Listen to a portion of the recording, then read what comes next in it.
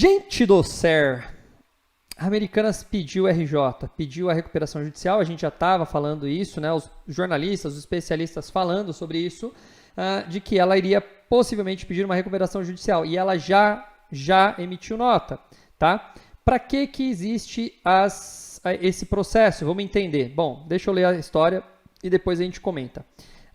Fala, Serjão, abraço para você. A Americanas entrou com um pedido de recuperação judicial nesta quinta-feira. Nesta manhã, a companhia já havia informado que teria recursos reduzidos em caixa e admitiu a possibilidade de iniciar o processo.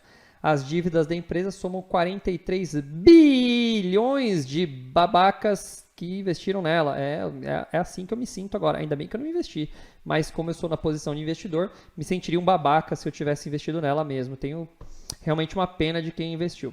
A quantia, segundo o varejista, está em 800 milhões, valor significativamente melhor do que os 8,6 bilhões reportados no terceiro trimestre. Eu acho que isso aqui ele está falando de caixa, tá? Ó, recursos reduzidos em caixa. Deixa eu ver se é isso mesmo, porque eu lembro de ela falar que tinha 8 bi em caixa na última vez que eu analisei ela aqui, ó. Para quem não sabe, para quem está aqui no canal e não sabe, tá?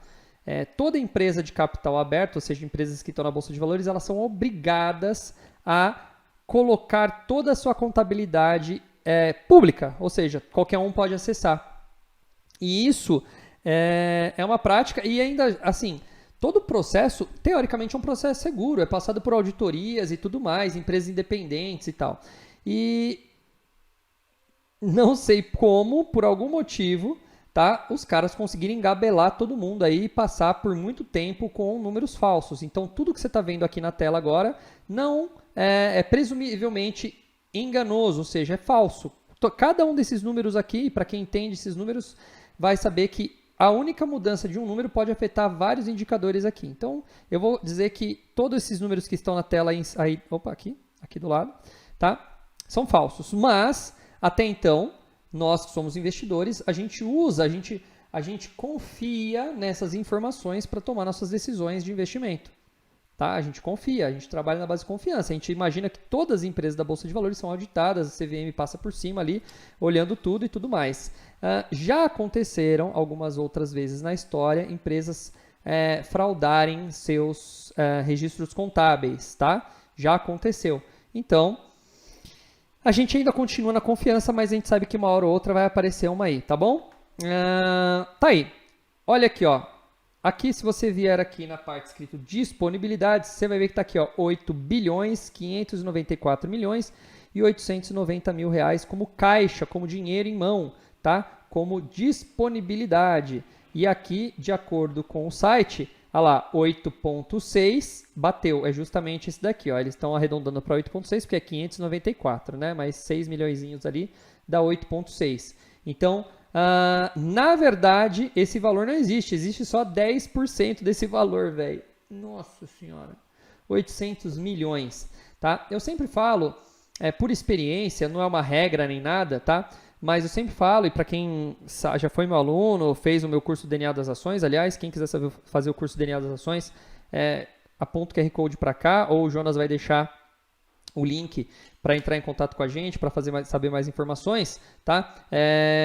Vai deixar aqui nesse QR Code ou no link no comentário fixado, enfim. Eu sempre falo que um valor saudável, tá? E por experiência, é 10% do ativo. As maiores empresas e as melhores, as que sempre estão bem ali financeiramente, elas têm 10% do seu ativo total em caixa disponível. E aí, há pouco tempo atrás, eu estava analisando aqui, eu falei, caramba, ela tem 20% praticamente, né, do seu caixa. Pô, um caixa forte.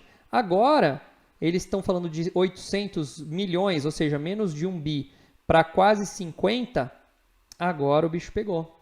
Porque a gente está falando de, menos de 2% de caixa, né? Então, horrível, né? Horrível o caixa dela nesse exato momento. Então, agora ela está começando a mostrar os números de verdade. Bom, e outra coisa que eu quero falar muito importante, gente, veio muita gente perguntar para mim fizeram para mim a seguinte pergunta: Douglas, a Americanas caiu bastante, agora é hora de comprar, né? Gente, eu não sei porquê, na verdade eu sei porque eu fiz isso quando eu comecei também. eu ia num site chamado DVFN e mostrava as maiores quedas do dia. E aí, quando eu mostrava as empresas que mais caíram no dia, eu falava assim, nossa, se eu ficar olhando as empresas que mais caem, eu vou comprar elas muito barato. E aí eu vou ganhar dinheiro. Você acha que tem lógica isso? Nenhuma. Mas eu fiz isso e muita gente pensa assim. Então um monte de gente veio para mim e falou assim, Douglas, caiu bastante Americanas, agora tá bom para comprar, né? Não. Vamos lá entender o que aconteceu. Americanas, ela achou um rombo gigantesco. Aqui nesses números que agora são falsos, ela tinha uma dívida de 20 bi. Essa dívida só duplicou, foi para 40 bi. Na verdade, aqui na notícia está falando já em 43 bi. Pô, são só 3 bilhões a mais do que a gente já tinha previsto. Então, já está gigante a dívida da Americanas. Então, não é um bom momento para você comprar Americanas. Tem muito louco comprando? Tem muito louco comprando, tá? Mas a verdadeira definição de louco para mim não é o cara que sai gritando na rua, não. É o cara que rasga dinheiro. Então, para mim, louco é quem rasga dinheiro, certo? Então, só se você for louco, tá? Ah, mas ela subiu. Sim, vai ter gente que vai ganhar dinheiro? Vai.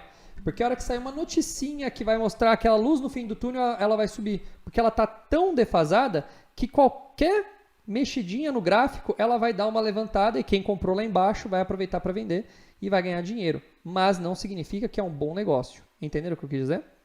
Bom, o que é a recuperação judicial? Ela nada menos do que uma jogada jurídica para evitar que uma empresa feche as portas. É um processo pelo qual a companhia endividada consegue um prazo para continuar operando enquanto negocia com seus credores, sob mediação da justiça.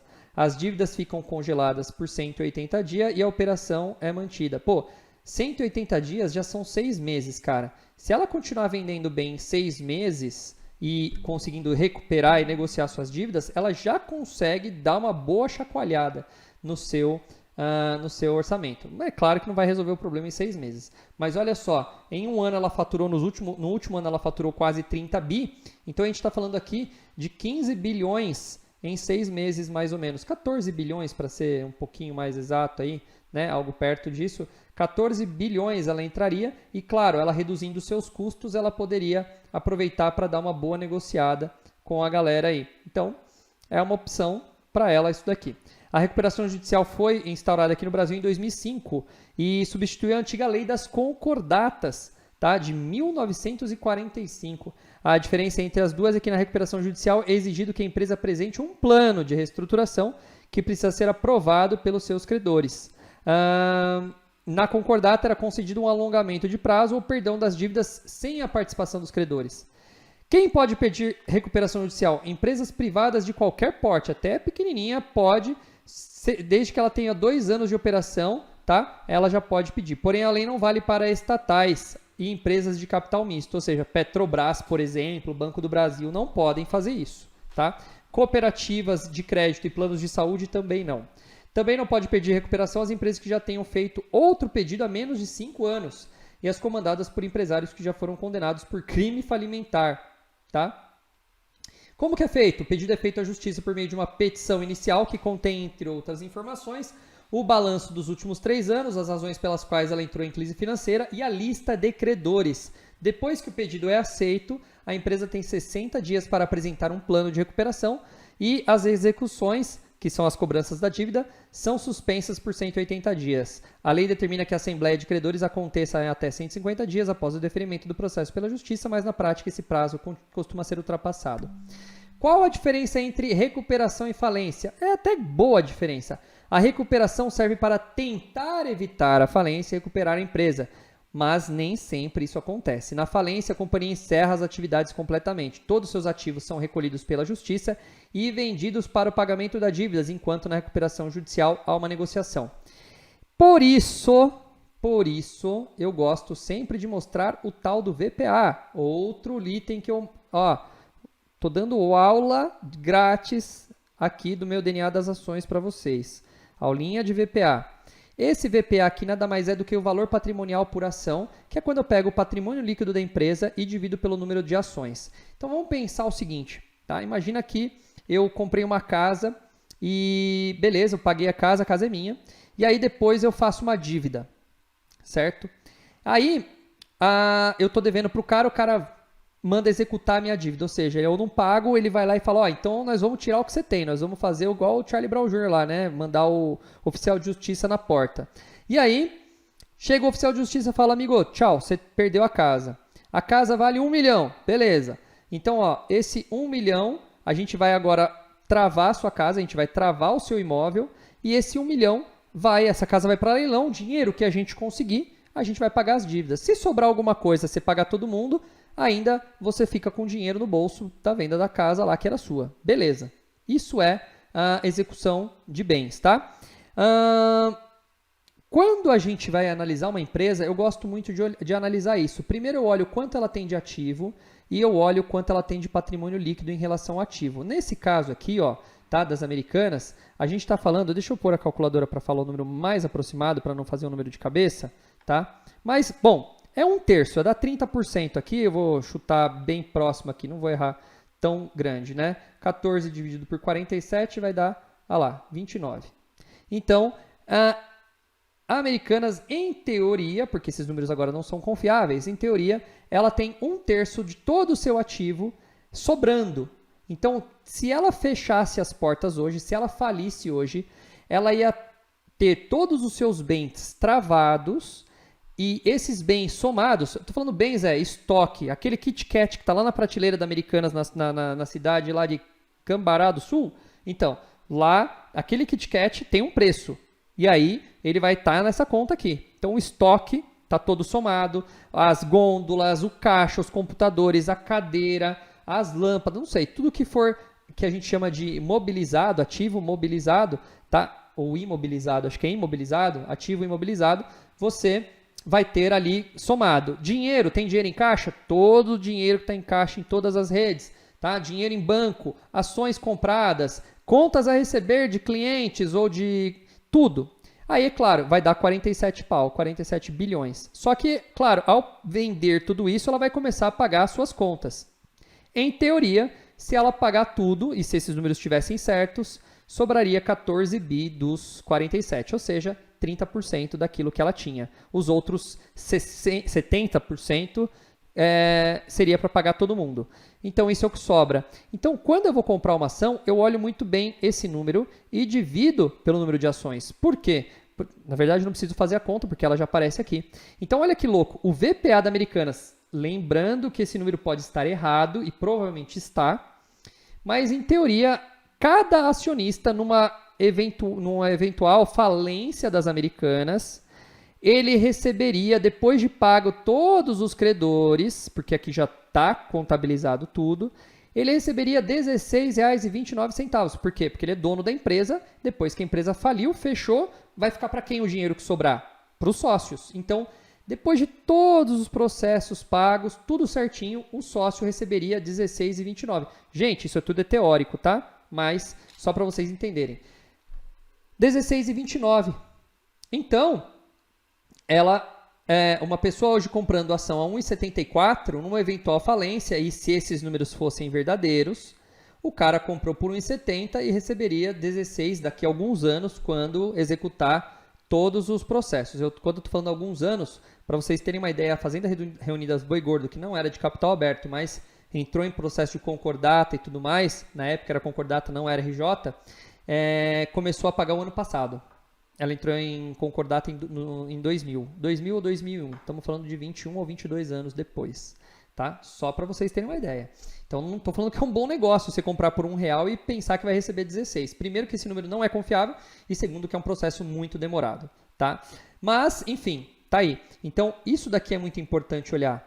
Por isso que eu não gosto, e aí vou derrubar minha live agora, por isso que eu não gosto de investir em empresas, e tem gente maluca para todo gosto, que compra a Oi. A Oi, o patrimônio dela líquido é negativo, ou seja, ela vende mais do que ela vale de patrimônio. Tá? Então, não é uma empresa que eu entraria hoje como investidor nela, nem a pau Juvenal. Tá bom? Entenderam? Gente que tá aí, não se esqueça de dar like, não se esqueça de se inscrever no canal. Se vocês tiverem perguntas sobre esse assunto, aproveita, pergunta aí no chat e manda um oi aí também, se apresenta, fala da cidade que você é, se apresenta aí no canal e se inscreve também para dar uma ajuda para nós. Vocês entenderam bem o que eu acabei de explicar? Tá? Então, a recuperação judicial traz um fôlego para a empresa, mas não significa que ela vai sobreviver. Por que uma empresa pede recuperação? Essa daqui é fácil, não preciso nem ler, mas vamos lá. Em geral, as empresas pedem recuperação quando já estão com dívidas atrasadas e começam a ser cobradas. Os motivos que levam a empresa à crise financeira são diversos.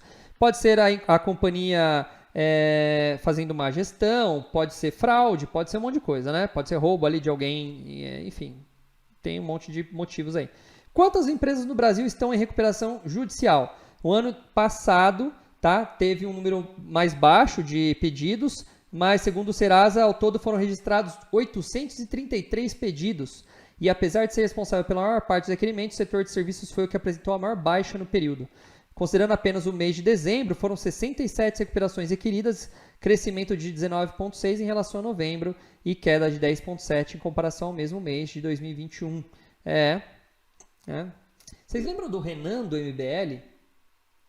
Lembra que começaram a falar que a família dele ela é especializada nisso daí? Eu tô falando aqui de orelhão, bem fofoquitia, tá? Mas que eu me lembro da história, a família dele é especializada. Eles pegam empresas que estão indo mal pra caramba, pedem recuperação judicial para os caras jogarem pra frente as dívidas e tudo mais. Então tem uma certa sacanagem no meio disso aqui, tá? Quais os maiores pedidos de recuperação judicial da história? Bom, a Odebrecht fica em primeiro lugar, com dívidas de 83 bilhões. Lembrando quem é a Odebrecht, né? Eu acho que essas dívidas vão desaparecer rapidinho nesses próximos 4 anos. Vamos deixar registrado, daqui 4 anos a gente vê. A Oi com 64 bilhões. Detalhe também, a Oi tem alguma ligação aí com a situação. A Samarco, que é a controladora, né, foi por causa daquele desastre de Brumadinho. A Americanas agora com 43 bi, a 7 Brasil, que eu nunca ouvi falar, a OGX do nosso querido Ike Batista, que também estava nas maracutaias dos últimos anos, tá? A Ativos, também antiga Odebrecht, e a OAS. Voltei aqui para lembrar você, não se esqueça de apertar o like e se inscrever no canal para estar sempre ligado nos próximos vídeos. Valeu!